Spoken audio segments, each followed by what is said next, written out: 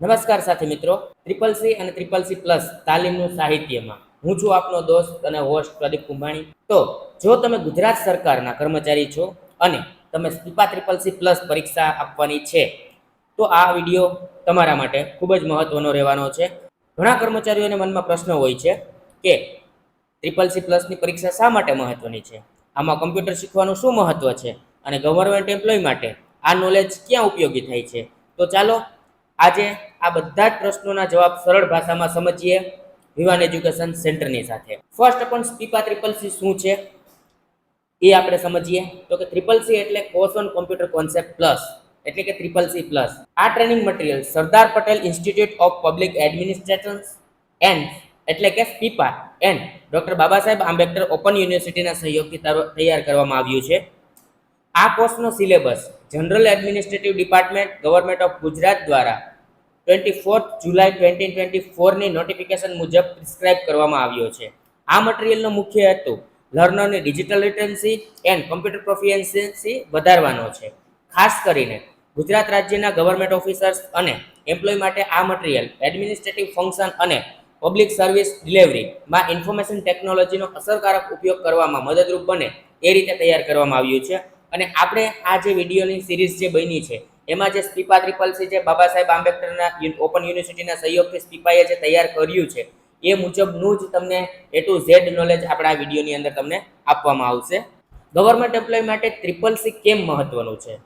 તો આજના સમયમાં ગવર્મેન્ટ ઓફિસનું કામ માત્ર ફાઇલ અને પેપર વર્ક પૂરતું રહ્યું નથી. તમે બધા જાણો છો આજે ગવર્મેન્ટ ડિપાર્ટમેન્ટમાં computer, internet, email, digital document, data અને ઓનલાઈન સિસ્ટમનો સતત ઉપયોગ વધી રહ્યો છે. એટલે કે ગવર્મેન્ટ એમ્પ્લોય માટે કમ્પ્યુટરનું નોલેજ માત્ર એક એડિશનલ સ્કિલ નથી.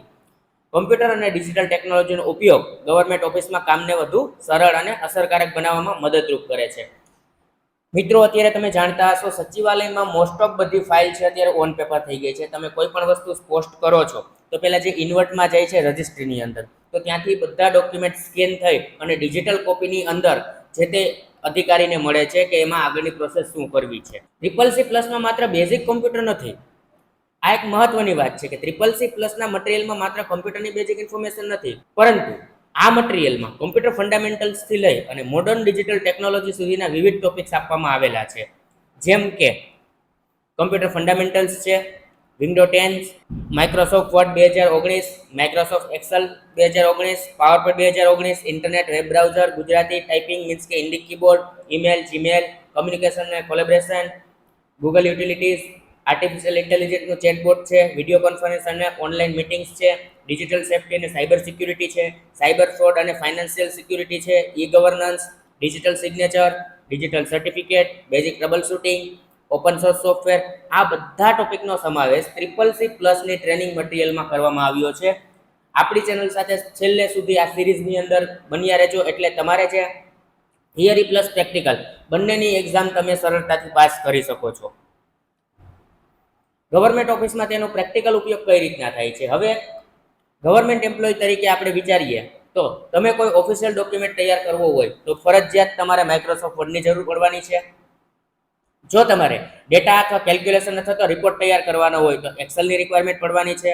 કોઈ પણ પ્રેઝન્ટેશન તમારે તૈયાર કરવાની હોય તો પાવર પોઈન્ટની જરૂર પડે છે. ઓફિસ કોમ્યુનિકેશન માટે ફરજિયાત ઈમેલ કે જીમેલ આપણે જરૂર બની શકે છે. ઓનલાઈન ઇન્ફોર્મેશન શોધવા માટે ઇન્ટરનેટ કે વેબ બ્રાઉઝરની જરૂર પડે છે. ગુજરાતીમાં કમ્પ્યુટર પર કામ કરવા માટે ઇન્ડિક કીબોર્ડની જરૂરિયાત રહી છે.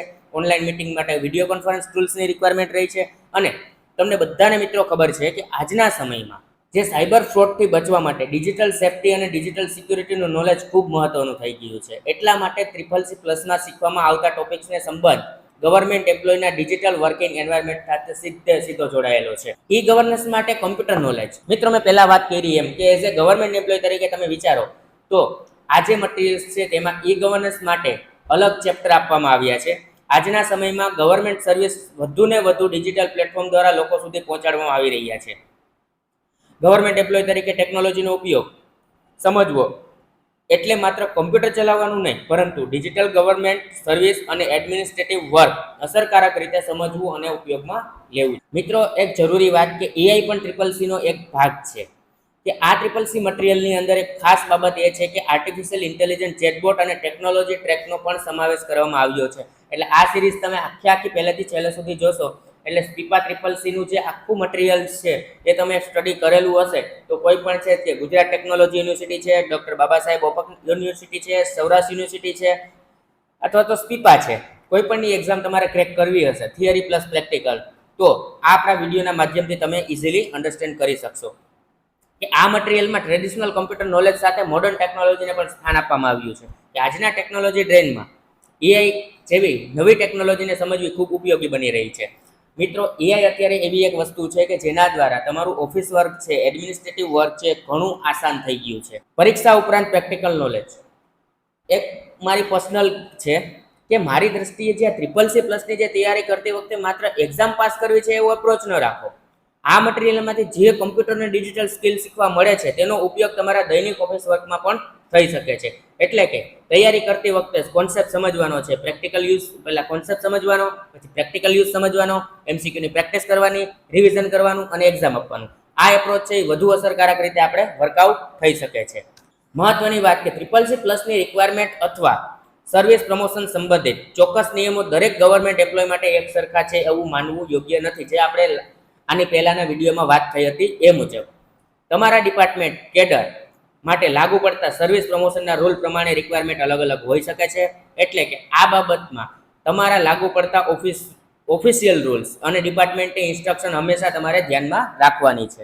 તો મિત્રો, હવે તમને સમજાઈ ગયું હશે કે સ્પીપા ટ્રિપલ સી પ્લસ માત્ર કમ્પ્યુટરની પરીક્ષા નથી. આમાં કમ્પ્યુટર ફંડામેન્ટલથી લઈ Word, Excel, PowerPoint, internet, email, Gujarati typing, cyber security, AI, e governance અને ડિજિટલ સિગ્નેચર જેવી ઘણી મહત્વની બાબતોનો સમાવેશ થાય છે. આ આખી ટ્રિપલ સી પ્લસની વિડીયો સિરીઝમાં આપણે આ ટ્રેનિંગ મટીરિયલને ચેપ્ટર વાઇઝ સરળતાથી ગુજરાતી ભાષામાં સમજીશું.